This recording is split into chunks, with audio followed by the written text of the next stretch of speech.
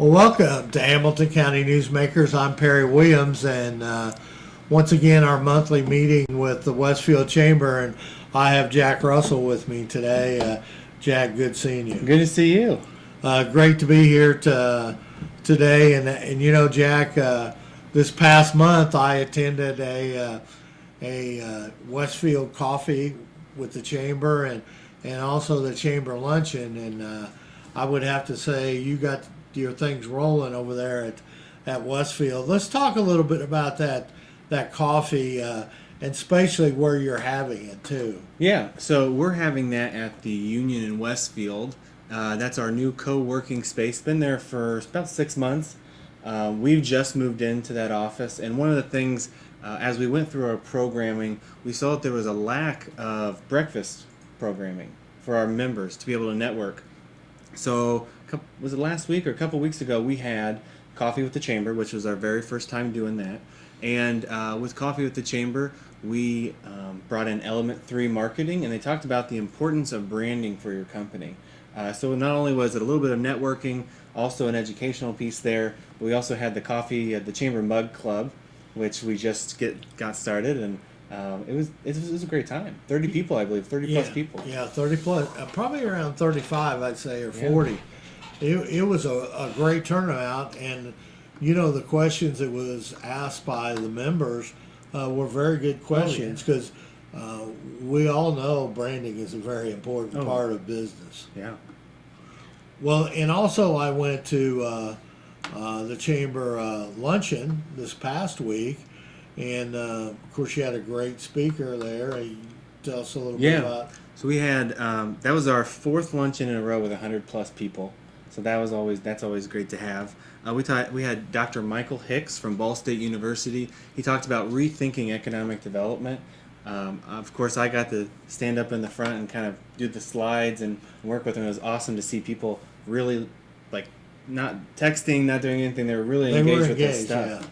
Yeah. And he had a lot of interesting, economic development tools, economic development stats that for the state of Indiana that I think a lot of people surprised a lot of people sometimes. Absolutely. And the one thing about it is one of the groups that you spotlighted there on that day was also the Youth Assistance Program. Yes. And so that's a great program, and that went well. Yeah, it's always great to have Christine there. We try to incorporate her because of the Yellow Tie Ball that we had just had, and we raised about $20,000 for Hamilton County Youth Assistance. So it's always great to have them there, and especially what they do for our community. It's enormous. Absolutely. Well, now that we've talked about what's happened in the past, let's talk about moving forward here. Tomorrow you got a new member breakfast, so you're getting into the breakfast. Oh yeah, I'm loving the breakfast. See, I was just saying I had too much coffee so far this morning. I've had a couple meetings, but we have our new member breakfast. We have 35 new members in the last 3.5 months, and that is just incredible for us. And one of the perks of being a new member is we teach you a little bit more about what you get in your membership. We had averaged previously about 8 new members. We have 17 new members coming to our new member breakfast. Wow, that's really great. Not only are they new members, but they're engaged members, and they want to learn more about how they can get involved in our chamber. Well, I would say, 35 new members in, 3 months now? Yeah, for about 3.5, yeah. About 3 months now that I would say that a lot of chambers would love to have that that type of growth coming. But you're in a good area right now, and businesses are popping up everywhere. Oh, yeah. So, oh yeah. Well, also the next day you have economic development breakfast. Yeah, we're having Church Hill and Antrim talk a little bit about payroll pitfalls and the overtime laws. As I got into this role, I went and knocked on doors for our manufacturing and our small business community, and the HRs, I would say 9 out of 10 of the HRs said, well, we're a little nervous about these overtime laws. They're getting ready to take place.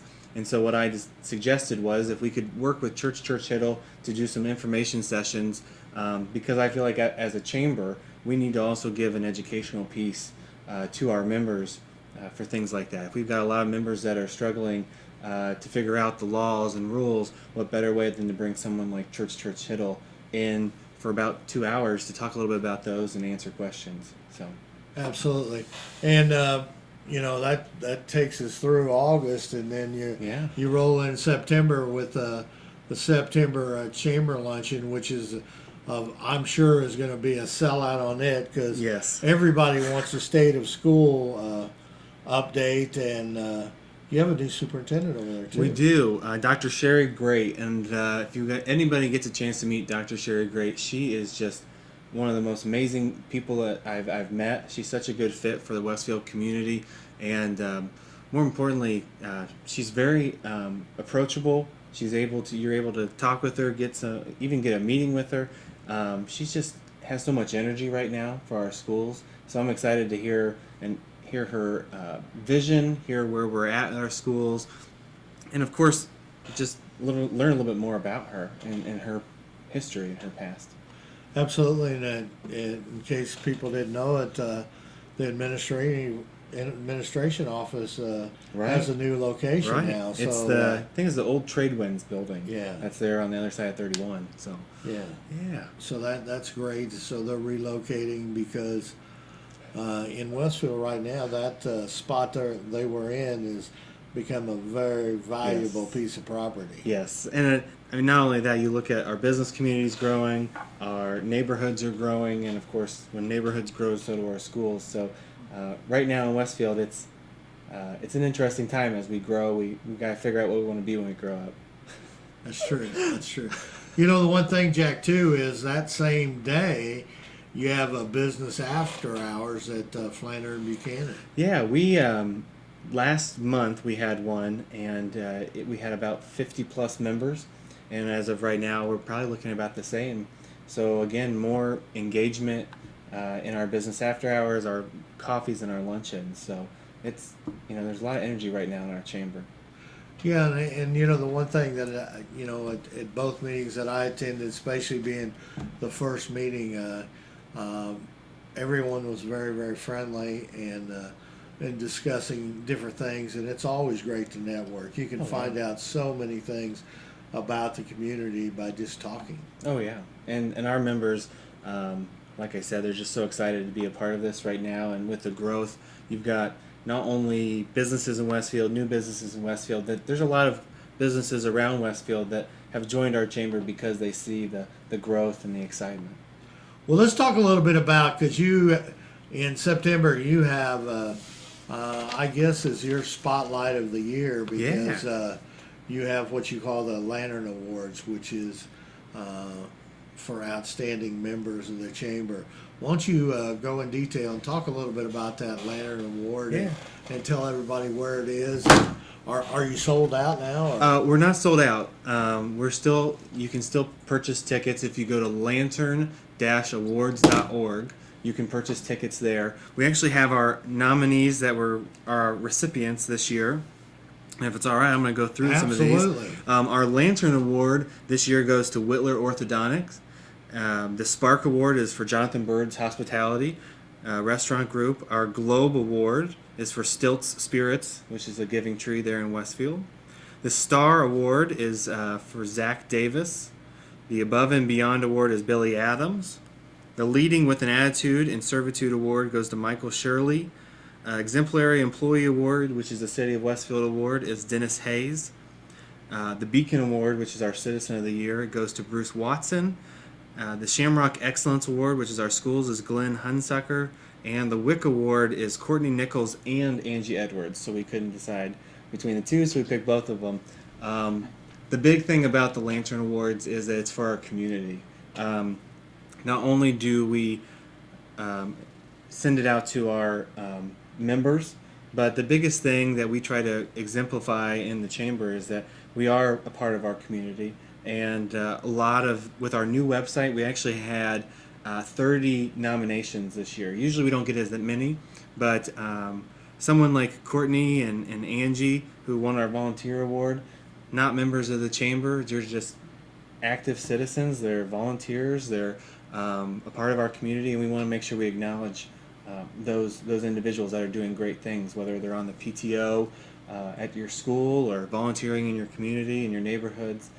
That's the biggest part about the Lantern Awards that I love, is that it's not just our businesses, it's for everybody, which is great. Absolutely. Now, Jack, tell us, where the Lantern Awards Oh, yeah. what facility? It's at the Palomino Ballroom. It'll be September 23rd, and it'll be at 6:30. Our sponsor this year is Centier Bank. They are a presenting sponsor. We also are going to have And a new sponsor, too. and a brand new sponsor, yeah. And hopefully they'll be our sponsor for the Lantern Awards for the next couple years.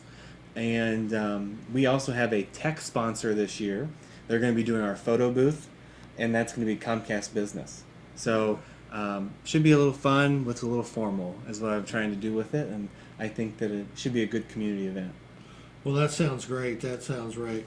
Well, let's talk a little bit about, we went through the activities for the rest of August, and then September through, we'll probably have another show next month and talk about the other events that are coming up in October. But what do you see? I mean, you're 3 months in, so you've got your 90 days, yeah. 90 days plus in that. Normally a new manager always goes in and is a very good listener and kind of assesses where the chamber's heading. What do you see down the road, especially with all the growth that you're having in the Westfield area, which is a blessing that many communities wish they had? But what do you see? What are some of the things that maybe people can see coming up in the Westfield Chamber?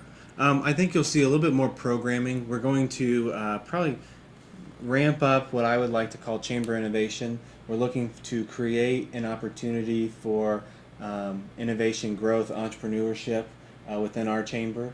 And that's slowly getting developed right now, which is a new program. More than anything, I think you're going to see the ability, our number one job at the chamber is to connect people with people. And I think that consistently over the next couple months, you're going to see that energy stay. You're going to see the interaction. You're going to be able to see just the ability to connect people and people. That Chamber Mug Club, I can imagine that's going to take off and be able to, when you see that coffee mug out at a Starbucks or at Titus Bakery, you'll know you can connect through that way. But more than anything, we are excited about this growth. And for us, it's not only growing, but maintaining that growth and making sure that our members are getting the most benefits out of it. Yeah, and I think that's one of the reasons why you moved your office in the union, because it gives you that opportunity to meet new entrepreneurs and new people who are looking for new locations, because obviously you're hoping to go into bigger and better things, and we do have one of those in Hamilton County already, like Launch Fisher. So, Westfield, with the growth spurts that they're having over there, you're going to see a lot of new businesses. Yeah. So. And the biggest thing I've learned in this role is communicating with other chambers. Mo and Dan in One Zone, it's been great to meet, work with them along with Bob here in Noblesville. I try to even go further as a region. I was up in Tipton County with their Chamber of Commerce, learning a little bit more about their struggles versus our struggles. Our struggles are growth sometimes, and in Tipton County it could be economic development, bringing those businesses. So understanding the community, the chamber community in Indiana, and last month, from the last time we met, I had the opportunity to go to Nashville, Tennessee, and meet with their Chamber of Commerce. 90% of the Nashville, Tennessee Chamber of Commerce are businesses with 50 or less employees. Really? 90%. And so it was a great opportunity to go down there, meet with them, and learn a little bit more about how they work with their young professionals, how they work with small businesses, what programming. So we are going to start to take some of that I learned down there as well. But it's funny because no matter if you're big city Nashville, Tennessee, or Westfield, Indiana, you sometimes have the same problems. And it was nice to hear, if we're not problems, but if we're we have to manage this growth and manage this and that, they have those same problems. Now, our staff is 1.5. They have 56 staff members. So we do have that kind of difference, but showing value to our members is consistent no matter where you're at. Well, I think it was an interesting story that you told me off the air one time was the amount of people that are moving downtown Nashville. Kind of talk a little bit about that. You have different districts in Nashville, and the way that they are interacting, the people that are moving there are millennials, and the average age, I think, is what I was told at 12 South, which is the southern district of Nashville, is about 28 years old. So the ability to not only interact with current members, but how do you get millennials and those that are maybe starting their own business or working in a business, how they get them engaged. They have a emerging leaders awards night. They implement so many different things for millennials because that's kind of where they're fitting in. So as we grow and we see more millennials move to Westfield and Noblesville and things like that, at least with our chamber, we've learned how to interact with millennials and how, of course, me being a millennial helps as well, but how we can create an investment for them as they move into our communities. So it was a great. it was a great experience. I couldn't imagine it. It was a fun time down there. But the one thing about it too is, even though that's such a much larger city, there's still the similarities are still there. Oh yeah. Oh, absolutely. I mean, like you said, even though they have 56 on their staff and you have 1.5, yeah, you still have to meet those demands that right. That they have down there. I mean, you basically have the same problem. Oh yeah, absolutely. And my goal would be over the next couple of years is to go visit Columbus, Ohio, and go up to Michigan and Illinois. And I think that that's just a better way for myself as a chamber president to give our members different variety of programming or different views of how we can do things. Because not only do I think Indiana is great to be able to learn new things, but learning from a big city how they manage their growth, it helps me as well. So it's been great.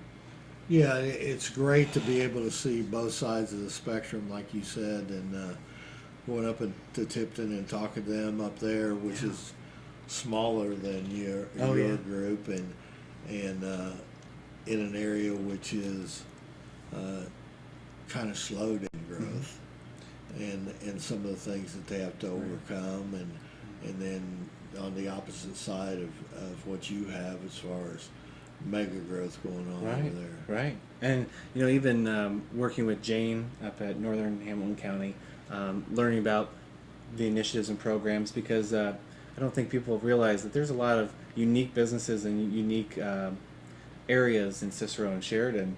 Having Beck's Hybrid and restaurant community and things like that. It's good to come out. And Reynolds now. And Reynolds, yeah, absolutely. And it's great to go up there and speak with her, because I want to know how they're seeing success and what they're seeing success in. I think I'm going to their luncheon on Thursday, and I'm also going to the Beck's Hybrid tour. So getting involved in not just our chamber and looking one way, but I was at the Noblesville luncheon a couple weeks ago. I went to the One Zone luncheon, so I'm trying to get adapted into learning more about everybody else's as well. Well, I've personally been on that Beck's Hybrid tour. Oh yeah.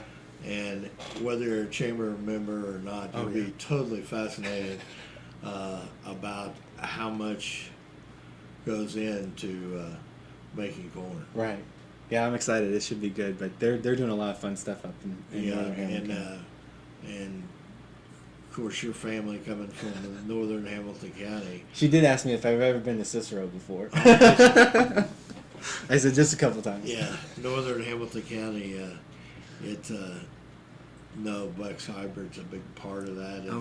And a lot of people don't know Beck's Hybrid's a big part of the Midwest. I mean, you drive through areas around the Midwest, you'll find Beck's Hybrid name posted in many locations there. So that'll be interesting for you to go up there. Jack, once again, it's great to have you here. I appreciate it. To do this and talk about all the great things that are going on in Westfield. And I know when I've been over there this week, and you know, the motels coming along there, the Hampton, and Yeah. Culver's is putting up steel, so Oh yeah. so you're moving right along, and there's many others. And Big Hoffa just announced I their know. big I felt like I just restaurant. gained like 15 pounds when Yeah. I approved it. So it's all great, but I guess I'll see you next month, and we'll Yeah. talk a little bit more about the Westfield Chamber. Yeah. This is Perry Williams along with Jack Russell, the president of the Westfield Chamber, and we'll see you next week.